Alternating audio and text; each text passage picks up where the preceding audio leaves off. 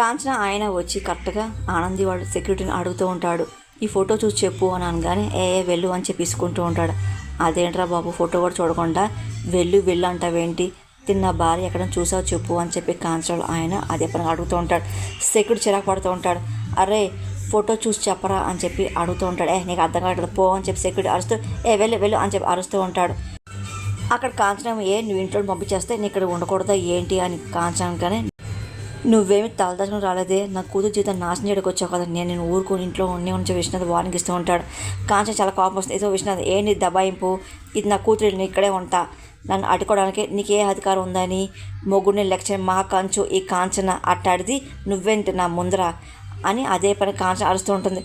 మళ్ళీ కాంచన ఆయన వచ్చి మళ్ళీ ఫోటో చూపించి సెక్యూరిటీని అడుగుతూ ఉంటాడు. పో అని చెప్పి సెక్యూరిటీ చాలా కోపంగా కాంచన ఆయన ఇంకా బయట తోసేస్తూ ఉంటాడు. ఇంక ఫోటో వెళ్ళి కింద పడిపోతుంది. విశ్వనాథం, నేనేం అందరిని ఇబ్బంది పడుతూ ఏమీ ఉండట్లేదే, అందరినీ అడిగే ఇక్కడ ఉంటున్నానుగా అని చెప్పి కాంచన విశ్వనాథం వార్నింగ్ ఇచ్చి మాట్లాడుతూ ఉంటుంది.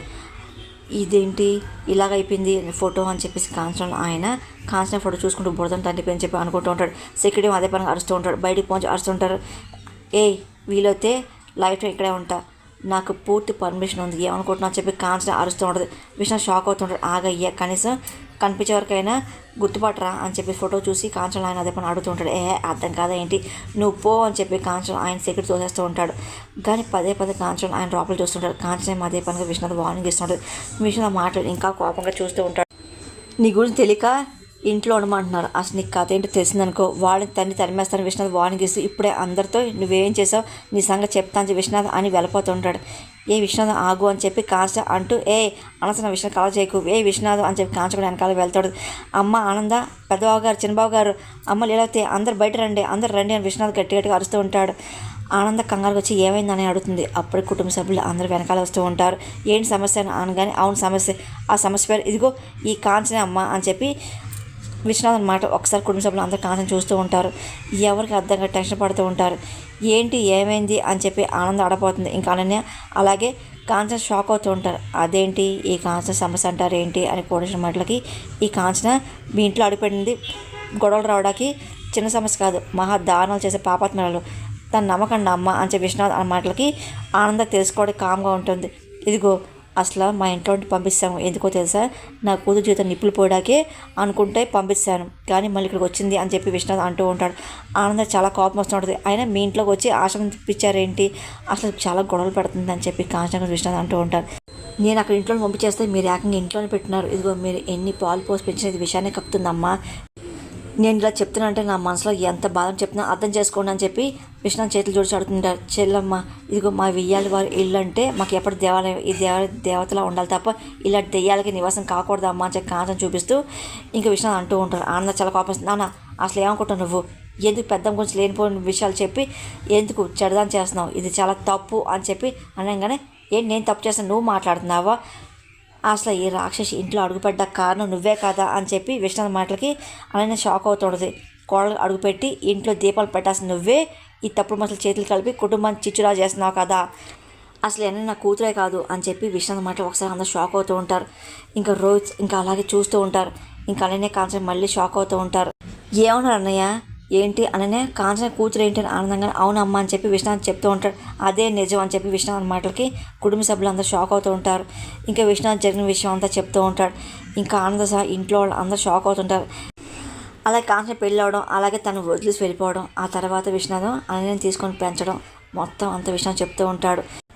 అలాగే అనన్య కూడా నా మీద పంతం పట్టింది, అలాగే మా అమ్మను మోసం చేసావు కాబట్టి ఇగో నీ పగగా మారింది అని చెప్పి ఆ రోజు అనన్య శబ్దం చేసింది. ఆ తర్వాత మీ ఇంట్లో తరిమేస్తే ఇక్కడ తీసుకొచ్చింది, ఇదిగో నా కూతురు జీవితాన్ని నాశనం చేయడానికే ఎన్ననే కాంచన వచ్చారు అని చెప్పి మొత్తం విషయాన్ని జరిగిన విషయం చెప్తూ ఉంటాడు. ఒక్కసారిగా ఆనందంతో అందరు షాక్ అయి చూస్తుంటారు. ఇంకా అనన్యని కాంచన చాలా కోపంగా చూస్తూ ఉంటారు.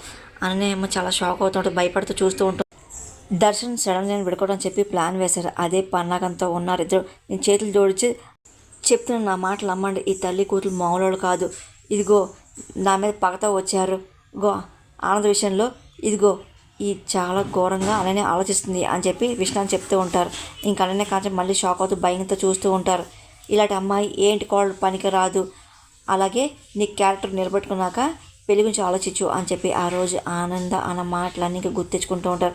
అలాగే అనన్య పగతో రావడం, అలాగే ఇప్పుడు చూపిస్తాను నేనేంటో అని చెప్పి రోహిత్ని పెళ్లి చేసుకొని రావడం, మొత్తం అంతా ఇంకా విష్ణు చెప్తూ ఉంటారు. కావని చెప్పి పగతో రోహిత్ని పెళ్లి చేసుకొని ఇంటికి కూడా వచ్చిందని చెప్పి అనన్య గురించి విష్ణు చెప్తూ ఉంటారు.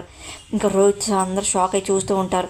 ఇంకా చాలా కోపంగా అనన్య చూస్తుంటారు. నానా అని చెప్పి అనన్య అనగానే అనన్య అని చెప్పి ఆనంద్ గట్టిగా వస్తుంది. అన్నయ్య చెప్పిన మాటలు ఏ మాట అబద్ధం చెప్పి నాకు తెలుసు అని చెప్పి ఆనంద్ అంటాడు. ఎందుకంటే నువ్వు కుటుంబంలో అడుగుపడ్డ కారణం ఏంటో నాకు తెలుసు, శరణ దర్శన్ కాపురం నాశనం చేయడాకే అన్నీ చూస్తున్న విషయం కూడా నాకు అన్నీ తెలుసు అని చెప్పి ఆనంద్ అంటూ ఉంటుంది.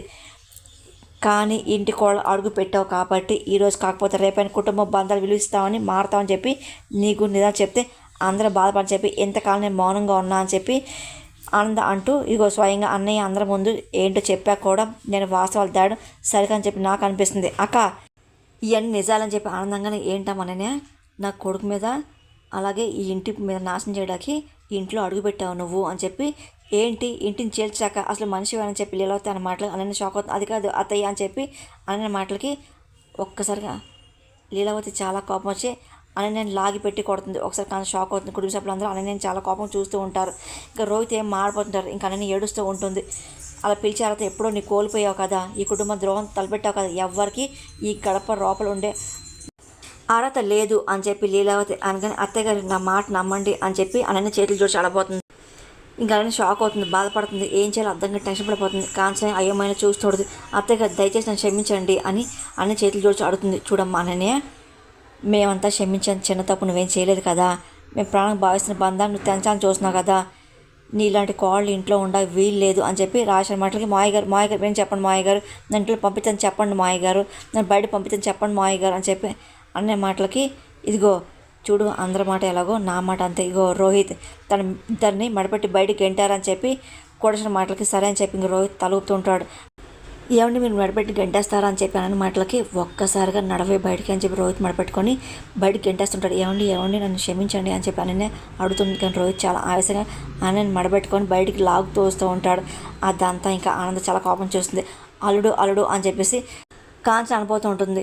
ఏమండి క్షమించండి అని చెప్పి అనగానే ఏంటి ఇంత ప్రేమ కురిపిస్తూ ఇగో ఇంత ద్రోహం చేసావా నువ్వు నడు బయటికి అని చెప్పేసి రోహిత్ మెడపెట్టి గంటపోతుంటాడు. అల్లుడు నేను తప్పు చేసి నన్ను క్షమించండి, నన్ను పంపించండి, అసలు అడగ వెళ్ళిపోతాను, నా కూతురు మాత్రం బతుకు నాశనం చేయదు, కాలు పట్టుకుంటాను అని చెప్పి కాంచన అనగానే నిన్ను కూడా బయట పంపించేస్తా అని చెప్పేసి రోహిత్ కాంచన ఒక మెడ అలాగే ఒక మెడ పెట్టుకొని రోహిత్ ఇంకా బయట లాగేస్తూ ఉంటాడు.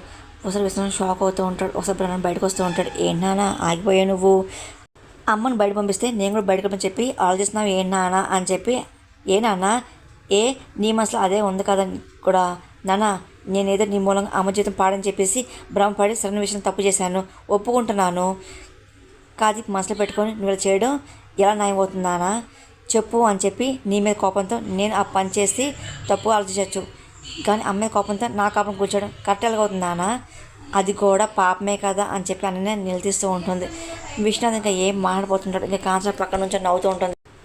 కనీసం ఒక తప్పుగా ప్రేమగా క్షమించలేదు ఏంటి నాన్న అని చెప్పి అన్నీ జాలిగా అడుగుతూ ఉంటుంది. ప్లీజ్ నాన్న అని చెప్పి అన్నీ ఏడుస్తూ ఉంటుంది. ఇంకా విశ్వనాథ్ ఏం బాధపడుతూ ఉంటాడు. కాంచన చాలా కోపం చూస్తూ ఉంటాడు. ఇంకా మౌనంగా వెళ్ళిపోతూ ఉంటాడు. అదంతా కాంచన నవ్వుతూ ఉంటుంది. ఏంటమ్మో సీనిలమ్మ చేసావు అని చెప్పి కాంచన కానీ ఎక్కడ ఎవరిని ఎలా కొడితే ఏ పని అవుతుందో అదే పాయింట్లో కొట్టాలి, నేను ఈ పాయింట్లో మహాముద్దుని అని అనగానే సూపర్గా అని చెప్పి ఇంక కాంచన అవుతూ ఉంటుంది. అమ్మ నాకు గురించి ఏమనుకుంటుంది, ఇష్టం లేక పెళ్లి చేసింది, ఆ దేశం సరిపోనట్టు మళ్ళీ దాంతో హనీమూన్ ప్లాన్ అంట, మళ్ళీ ఏమో చెప్పకుండా ఇంట్లో ఈ సమాసమే ఏంటి అందరి ముందు ఏదో చెప్తుంది. సమీర నాకు అసలు ఏం అర్థం కావట్లేదు, అసలు నా జీవితం మీద నాకే రైట్ లేదు, అసలు నే బతుకుపోతున్నా నాకే అర్థం కావటం చెప్పి దర్శనం ఆవేశపడుతూ ఉంటారు. అసలు ఒంటి మీద ఇష్టమైన బట్టలు వేసుకోవడానికి అసలు మనసు ఏమాత్రం ఒప్పుకోదు, అలాంటిది మనసు నచ్చిన అమ్మాయి జీవితంలో వస్తుంటే ఎలా ఒప్పుకోవాలి అని చెప్పి అసలు తనతో కాపురం హనీమూన్ అసలు నాకేం అర్థం కావట్లేదు, ఎలా చేసుకునేది, అసలు దానికంటే అసలు ఒంటిని తగలెట్టుకుంటే చాలా హాయిగా ఉంటుందేమో అని చెప్పి దర్శన్ మాటలకి ఇంక సమీర నవ్వుతూ జాలిపడి వచ్చి ప్లీజ్ ఇదిగో కూల్, దయచేసి నువ్వు మీ అమ్మగారి మాటలు విను అని చెప్పి సమీర్ అనమాట. దర్శన్ షాక్ అవుతూ ఉంటాడు. ఏం మాట్లాడి చెప్పి అడగబోతూ ఉంటాడు. ఇంకా సమీర్ ఇంకా ఏం తెలియనట్టు ఇంకా చూస్తుంటాడు. పిచ్చేం కాదు నాకు ఇదే స్కెచ్ అని చెప్పి సమీర్ అనగానే ఏంటి ఏమని చెప్పి దర్శన్ అంటూ ఉంటాడు. అవును నేను చెప్పేది విని చెప్పేసి ఇంకా సమీర్ ప్లాన్ చెప్తాడు. ఇంకా దర్శన్ ముందు ఐఎంఐలో ఉంటాడు. ఇంకా సమీర్ మాటలు విని ఎస్ నువ్వు చెప్పింది నిజం కదా, ఐ లవ్ యూ, నువ్వు చెప్పింది కరెక్ట్, ఇలా చేస్తే కానీ ఈ సమస్య పరిష్కారం దొరకదు అని చెప్పి దర్శన్ నువ్వు చేయాల్సింది నువ్వు చేయి, నేను చేయాల్సింది నేను చేస్తా, ఏదైనా నువ్వు నాకు కావాలి దర్శన్, ఐ లవ్ యూ అని చెప్పి సమీర అనుకుంటూ నవ్వుకుంటూ ఉంటుంది. అక్కడ విశ్వనాథ్ ఇంకా చాలా అప్సెట్ అవుతూ ఉంటాడు. అసలు నేను నీ మూలంగానే అమ్మ జీవితం నాశనం అని చెప్పేసి భ్రమపడి సన్నివేశం నేను తప్పు చేశాను కదా, ఇప్పుడు అమ్మాయి కోపంతో నా కాపురం కూల్చడం కరెక్ట్ ఎలాగో, ఈ యొక్క తప్పును క్షమించడం నాన్న అని చెప్పి అనన్య మాటలు గుర్తెచ్చుకొని ఇంకా విశ్వనాథ్ బాధపడుతూ వెళ్ళిపోతూ ఉంటాడు. అప్పుడే ఆనంద చూసి అనయ్య అని చెప్పి పిలుస్తుంటుంది. విశ్వనాథ్ ఇంకా ఏం మాట్లాడి తలదించుకొని మౌనంగా ఉంటాడు. ఏంటన్నయ్య ఇంటి దాకా వచ్చి లోపల రాకుండా వెళ్ళిపోతున్నారు ఏంటి అని ఆనంద అనగానే, ఈ ఇంట్లో కాంచన ఉండకూడతానంటే నా కూతురు కాపడం కాదు, ఈ కుటుంబానికి తీర నష్టం చెప్పేసి చెప్పడానికి వచ్చాను, తీసుకెళ్దాం అనుకున్నా, కానీ కాంచన రాని చెప్పి మొండికేస్తుంది. బలవంతంగా కాంచనని గడప దాటించాలంటే ఆ కాంచన వల్ల అన్న జీవితానికి నష్టం వస్తుందని చెప్పేసి తండ్రికి ఆలోచించగా తప్పడం లేదమ్మా అని చెప్పి, అందుకే ఇక్కడ వరకు వచ్చి ఏం చేయలేక వెనక్కి తిరిగి వెళ్ళిపోతున్నా అని చెప్పి, అమ్మ ఆనంద నా సమస్య ఏంటో నీకు అర్థమయ్యే ఉంటుంది కదా, నేను సరైన జీవితం మీ చేతిలో పెట్టాను, ఇక పాల ముంచు నీటి ముంచిన ఆ భారం అంతా నీదేనమ్మా అని పరిస్థితుల్ని నువ్వే చక్కదిద్దాలి అని విశ్వనాథ్ అడుగుతూ ఉంటాడు. అనయ్య మీరేం దిగులు పడద్దు, ఈ సమస్య చక్కదిద్దడం నా బాధ్యత, మీరు ప్రశాంతంగా ఉండండి అని చెప్పి ఆనంద అంటూ ఆ కంచె దాటిచ్చే అనన్య గురించి నేను చూసుకుంటాను కదా, వాళ్ళకి ఎలా బుద్ధి చెప్పాలో నాకు తెలుసు అని ఆనంద అనగానే, సరే నేను వస్తాను అని చెప్పి విశ్వనాథ్ అంటూ వెళ్ళిపోతూ ఉంటాడు. ఇంకా ఆనంద ఆలోచన పడుతూ ఉంటుంది. అక్కడ లహరి ఏమో పదే ప్రకాష్ ఆలోచిస్తూ ఉంటుంది.